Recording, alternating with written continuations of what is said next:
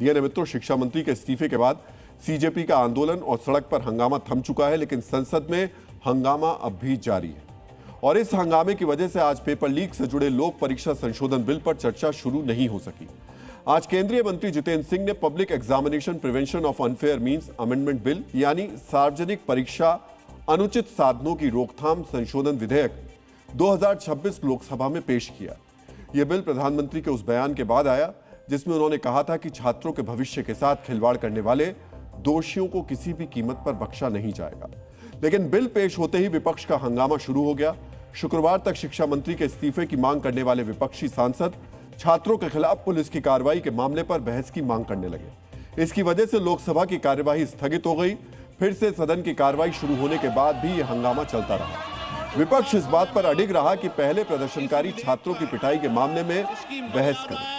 दोपहर 2 बजे स्पीकर ओम बिरला ने सरकार और विपक्षी सांसदों को सहमति बनाने के लिए शाम 5 बजे तक का समय दिया, लेकिन शाम को संसद की कार्यवाही शुरू होने पर भी हंगामा जारी रहा। इसके बाद सदन की कार्यवाही कल सुबह तक के लिए स्थगित कर दी गई। यानी कुल मिलाकर 4 बार लोकसभा में इस बिल पर बहस शुरू करने का मौका मिला, लेकिन हंगामे की वजह से बात आगे नहीं बढ़ सकी। न सिर्फ सदन के भीतर बल्कि संसद परिसर में भी विपक्ष ने यह मुद्दा उठाया।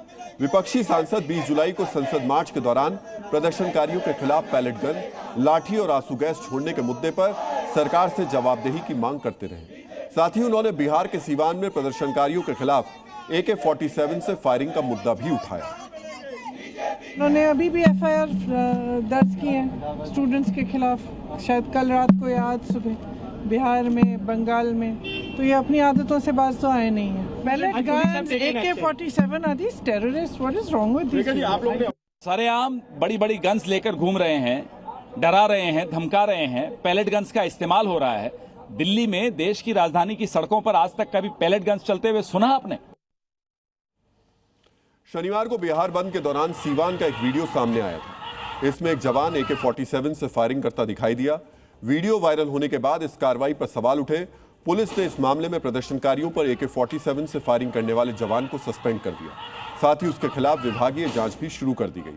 सिवान प्रशासन ने साफ किया कि पुलिसकर्मी को AK-47 लेकर छात्रों के प्रदर्शन में नहीं जाना चाहिए था। बिहार पुलिस ने यह सफाई भी दी कि इस फायरिंग में कोई भी व्यक्ति घायल नहीं हुआ था। मित्रों, देश में अलग अलग जगह प्रदर्शन होते रहते हैं। प्रदर्शन के दौरान कई बार हिंसा भी होती है, लेकिन प्रदर्शनकारियों को डराने के लिए, उन्हें खदेड़ने के लिए उस हथियार का इस्तेमाल नहीं होना चाहिए जिसका उपयोग आतंकवादियों के खिलाफ किया जाता है। प्रशासन ने ऐसे पुलिसकर्मी को सस्पेंड करके बिल्कुल सही फैसला लिया, लेकिन पुलिसकर्मी के खिलाफ सस्पेंशन की कार्रवाई के बावजूद विपक्ष को एक मुद्दा मिल गया है। सिवान और दिल्ली की घटनाओं की वजह से आज उसने पेपर लीक का रैकेट चलाने वालों के खिलाफ लाए गए बिल पर बहस नहीं होने दी। बार बार के हंगामे से नाराज संसदीय कार्य मंत्री किरण रिजिजू ने आरोप लगाया कि जानबूझकर बिल पर चर्चा नहीं होने दी जा रही। बहुत ही महत्वपूर्ण, बच्चों के लिए, युवाओं के लिए, छात्रों का जिंदगी के लिए ये महत्वपूर्ण बिल है। सब बोलने वाले वक्ता भी तैयार है, फिर भी जानबूझ करके कांग्रेस पार्टी और उसके कुछ साथी जानबूझ करके आज इतना महत्वपूर्ण बिल पर चर्चा होने नहीं दे रहे हैं। बिल पर चर्चा को लेकर विपक्ष में भी दरार दिखी। कांग्रेस के सांसद जहां दूसरे मुद्दे पर सरकार से जवाब मांग रहे थे, वहीं आम आदमी पार्टी और नेशनल कॉन्फ्रेंस के सांसद इस पक्ष में थे कि पेपर लीक के खिलाफ बिल पर चर्चा होनी चाहिए। देश के नौजवानों की निगाह इस समय पार्लियामेंट पे है। जिस तरीके से स्टूडेंट के एजुटेशन के कारण एजुकेशन मिनिस्टर को इस्तीफा देना पड़ा, अब पूरा देश उम्मीद लगाए बैठा है पार्लियामेंट में एक सख्त कानून पास होगा। बिल पे डिस्कशन होनी चाहिए, कोई ऐसी बात नहीं है। इस बिल के हक में सब हैं।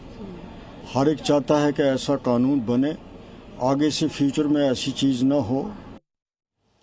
पेपर लीक के खिलाफ सख्त कानून हर पार्टी चाहती है, लेकिन इसके बावजूद पहले दिन इस पर चर्चा नहीं हो सकी। मित्रों, कम ही कानून है जिन पर पक्ष और विपक्ष की सहमति होती है। ये बिल भी उन्हीं में से एक है, लेकिन इसके बावजूद इस पर बहस नहीं हो सकी। कानून बनाने की प्रक्रिया आगे नहीं बढ़ सकी। मित्रों, आपको भी ये जानना चाहिए कि पेपर लीक के खिलाफ प्रस्तावित कानून में क्या क्या प्रावधान है, ये 2024 के कानून से किस तरह अलग है और इसमें क्या क्या अहम बातें हैं। 2024 के कानून में पेपर लीक होने पर 3 से 5 साल तक की जेल की सजा का प्रावधान था और अधिकतम जुर्माना 10 लाख था। वहीं प्रस्तावित कानून में कम से कम 5 साल और अधिकतम 10 साल तक की जेल होगी। साथ ही 50 लाख रुपए तक का जुर्माना भी देना होगा, यानी सजा लगभग दोगुनी हुई, जबकि जुर्माना 5 गुना होगा।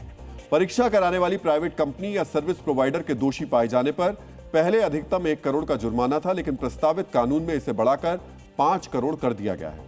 2024 के इस कानून में पेपर लीक संगठित गिरोह के द्वारा कराने पर 5 से 10 साल तक की सजा और 1 करोड़ रुपए जुर्माने का प्रावधान था। वहीं प्रस्तावित कानून में कम से कम 7 साल और अधिकतम 10 साल की जेल और 10 करोड़ रुपए तक जुर्माने का प्रावधान था। जांच की समय सीमा की बात करें तो 2024 के कानून में ऐसा कोई प्रावधान नहीं था। वहीं प्रस्तावित कानून में 2 महीने के भीतर जांच पूरी करनी होगी, यानी सिर्फ 60 दिनों में जांच एजेंसियों को अपना काम करना होगा। 2024 के कानून में सुनवाई पूरी करने की कोई तय समय सीमा नहीं थी, लेकिन प्रस्तावित कानून में चार्जशीट दाखिल होने के 3 महीनों के भीतर ट्रायल पूरा करने का लक्ष्य रखा गया, यानी 3 महीने में फैसला आ जाएगा। यहां तक कि हाईकोर्ट में अपील के दौरान भी 3 महीने में केस का निपटारा करना होगा। 2024 के कानून में फास्ट ट्रैक कोर्ट का स्पष्ट प्रावधान नहीं था, लेकिन प्रस्तावित कानून के तहत पेपर लीक की स्थिति में फास्ट ट्रैक कोर्ट का गठन होगा, साथ ही रोजाना सुनवाई होगी ताकि फैसला जल्द आए। 2024 के कानून में जांच के लिए स्पेशल टास्क फोर्स का जिक्र नहीं था, जबकि नए कानून में जरूरत पड़ने पर एसटीएफ बनाकर जांच कराई जाएगी। कुल मिलाकर पेपर लीक के खिलाफ कानून में 2026 का संशोधन अपराध करने पर चुकाई जाने वाली कीमत बढ़ाता है, साथ ही न्याय की प्रक्रिया को तेज करने का प्रयास करता है। यहाँ आपको यह भी जानना चाहिए कि प्रस्तावित कानून के तहत नीट या CUET ही नहीं, बल्कि यूपीएससी, SSC, रेलवे और दूसरी केंद्रीय भर्ती की परीक्षाएं भी आएंगी। इन परीक्षाओं की जिम्मेदारी कार्मिक और प्रशिक्षण विभाग यानी DOPT के पास है। हालांकि इसलिए इस बिल को शिक्षा मंत्री की जगह DOPT के प्रभारी मंत्री जितेंद्र सिंह ने पेश किया।